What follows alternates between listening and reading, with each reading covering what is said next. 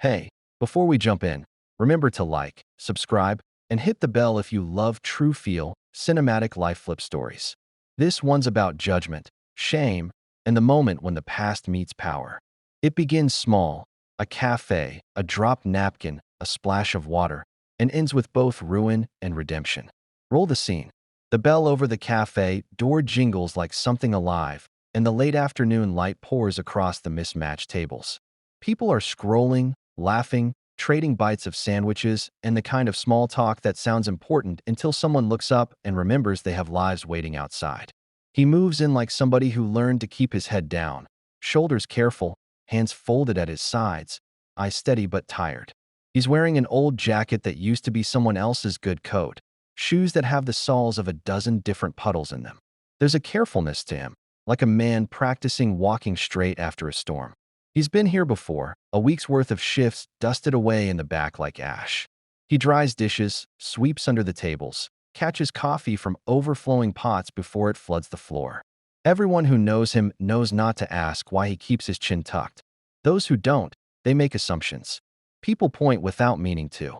People treat him like a headline. She is busy at the register, sharp hair, sharper tongue. She balances a tray, flips orders with the speed of someone who has practiced being important. Her smile is economical and practiced. It does not linger. The cafe has a few regulars who toss comments like coins and take what they need. Today she's running on noise and a playlist of confident songs, and the kind of small contempt that keeps a paycheck intact. He collects a stack of plates, wiping them with a rag that has seen better days. He hums under his breath to a song nobody else knows. A customer calls for more napkins, and he hurries, his palms damp from washing. He's careful not to be in anyone's way. A man in a suit, a clean suit that smells of meetings and new leather, slides into the corner booth with a woman who laughs so easily the people at the next table forget to look at their phones. He watches the room like someone who never expected to belong and now wonders why the world was slow to give him a seat. He comes in with the look of success, comfortable, not loud. He sips his drink and reads his tablet between bites. There's nothing flashy about him. It's the quiet of a man who's built an empire out of small, consistent decisions. The waitress, the one at the register, doesn't see him as anything more than a customer with a good collar. She sees her audience and she plays for it. She notices the man in the jacket. She notices the way other people notice him. She decides, in a fraction of a second, what to do. Hey, get out of the way. She snaps without looking up, voice carrying just enough for the nearest tables to hear. Her words are a blade wrapped in a smile. He startles, drops a single plate. Ceramic bites the linoleum and sings under the shoes of the people who look. He bends to pick up the pieces, apologizing on reflex. Sorry, my fault. His voice is low, practiced in humility. She turns then, and there's a place between her eyes that has room for anger she hasn't earned. Watch it, she says loud now. You don't get to mess up my space. An old man at a table says nothing. A teenager records, half for the laugh, half because this is content the internet loves, shame, quick and public. The cafe pauses, a held breath. He stands up slowly, hands clean of the broken ceramic, but not of whatever assumptions the room has just swallowed.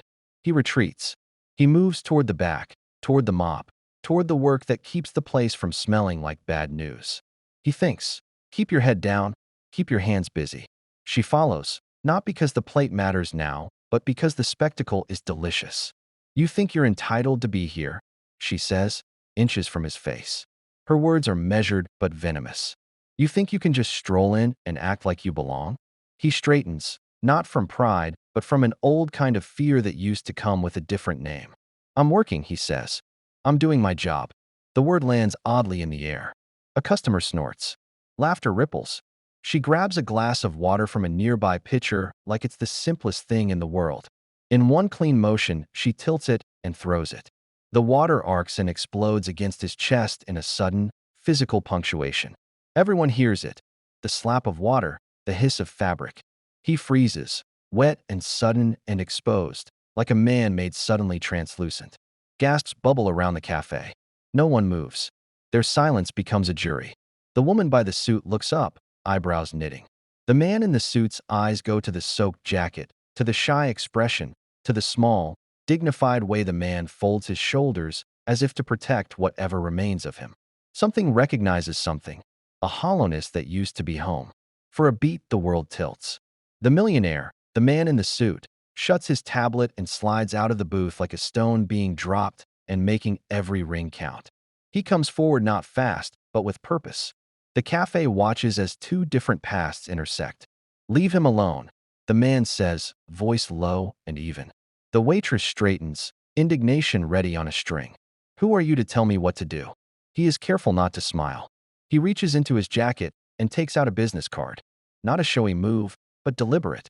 He sets it on the counter between them. The name on the card belongs to a company people in the city whisper about when they mean power, an investment group, a chain of businesses, a lifestyle brand. He could buy and sell the block behind the cafe without hiccup. He could make calls that rearrange lives. She laughs nervously. Is this a joke?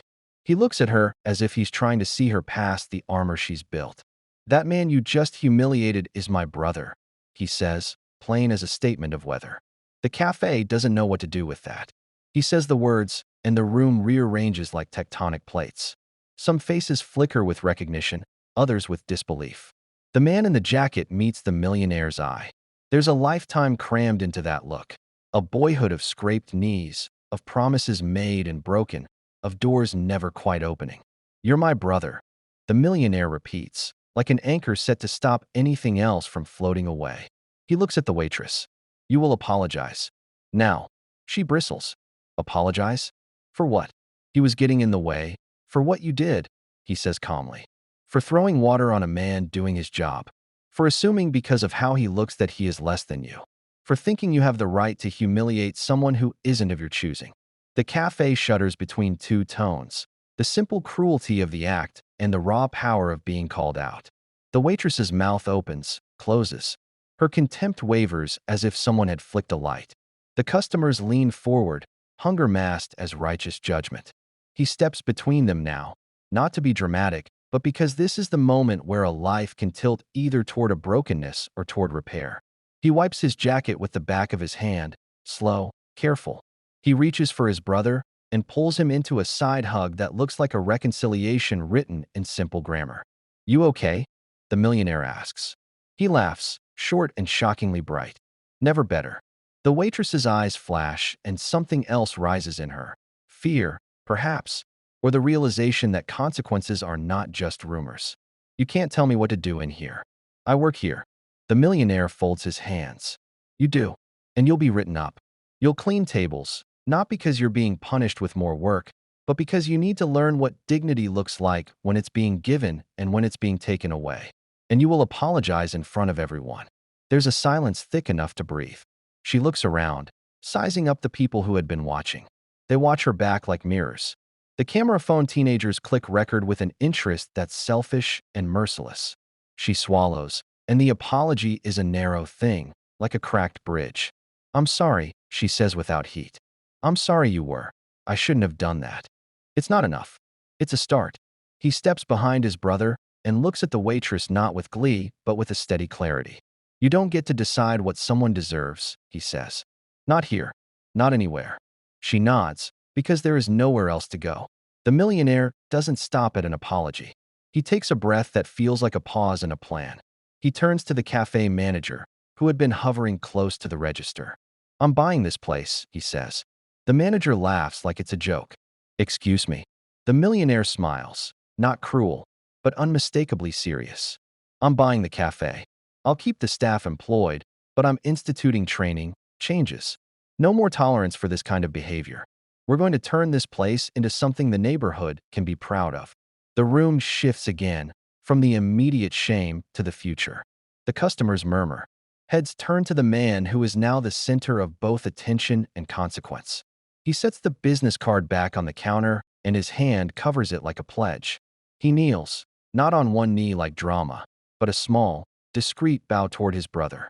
"I'm sorry I wasn't there for you before," he says. "I'm sorry for the parts of my life that kept me away." The brother, the man in the damp jacket, looks off, to a place beyond the cafe, to a memory that smells like smoke and the thin bread of young men learning to survive. "You don't owe me anything," he says at first. His voice is steady. "But you gave me a look I didn't have to ask for." The millionaire's expression softens. Then let me give you something, he says. A job at one of my places, if you want it. Not charity. A role. A real chance. And real support when you need it. The man looks at his hands, the hands that have scrubbed, the hands that have fought and lost and loved in small, private ways. He nods, not because he needs the money. He does, but because the offer is honest. I'll take it, he says. And then the real work begins. This is not a fairy tale where the villain is turned into a saint overnight. The waitress loses her job. The manager, relieved of the immediate threat, fires her. It's messy and human and maybe deserved. But the millionaire insists on more than punitive spectacle. He funds mandatory sensitivity training for the staff, pays for community classes on implicit bias, and sets up a small fund to support formerly incarcerated people who are trying to get back on their feet. He brings in a mentor who had once been where the man had been and now runs a small nonprofit. The cafe sign gets repainted, the menu gets cleaner, and a notice appears by the register. All are welcome. Respect is required. The man's first month at the new job is not easy.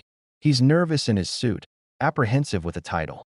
There are days he hears whispers and sees looks that sting. There are nights when the old shame creeps up and threatens to take the whole small room of progress with it. But he learns. He learns that dignity can be cumulative, a little every day. He learns how to sit in rooms where his past is known and not the only thing told about him. He learns how to accept help without thinking of it as charity. The millionaire, for his part, is careful without being theatrical. He doesn't flaunt the gift or gloat that he could have done it sooner. He shows up at the cafe once a week to eat lunch, always leaving a generous tip, always sending the message that his brother's life matters in the same measure that his own does. People watch them and learn less from the spectacle than from the ordinary acts. The way he holds a door, the way they laugh at an inside joke, the way he listens. Months later, someone posts a video of the day it happened. It goes viral, not because of the water, but because of what came after. A man refused to let his brother be defined by one damp, offensive minute. Comments flood in, some angry, some supportive, some preaching. The cafe starts getting new customers who want to be part of the story. The waitress moves away. No one cheers for her disappearance because real people are complicated. But the neighborhood is quieter, kinder, because people remember that one moment can decide what kind of place you are. And there's a scene that matters more than most. Late one night, after the cafe has closed, the two brothers sit at a table by the window. Outside, the city hums and breathes. Inside, there is warmth and the smell of coffee cooling. You could have said nothing, the brother says. You could have walked in, taken your lunch, and left. Why did you stand up? The millionaire takes a slow sip. Because I remember being invisible, he says. But mostly because I remembered a promise, to myself, to my family. Power is nothing if it doesn't fix things that break. Today it could have been anything. I chose to make it something that mattered. The other brother smiles then, small and honest. You made it matter. They sit for a long time, two shapes of the same blood learning how to be brothers again. No tidy closure, no miraculous reset. Just day-to-day rebuilding. Phone calls, introductions, awkward holiday dinners. There are arguments. There are apologies. There are bills to pay. There are triumphs so small they almost go unnoticed. A laugh that didn't used to come, a promotion that was earned, an old friend called back.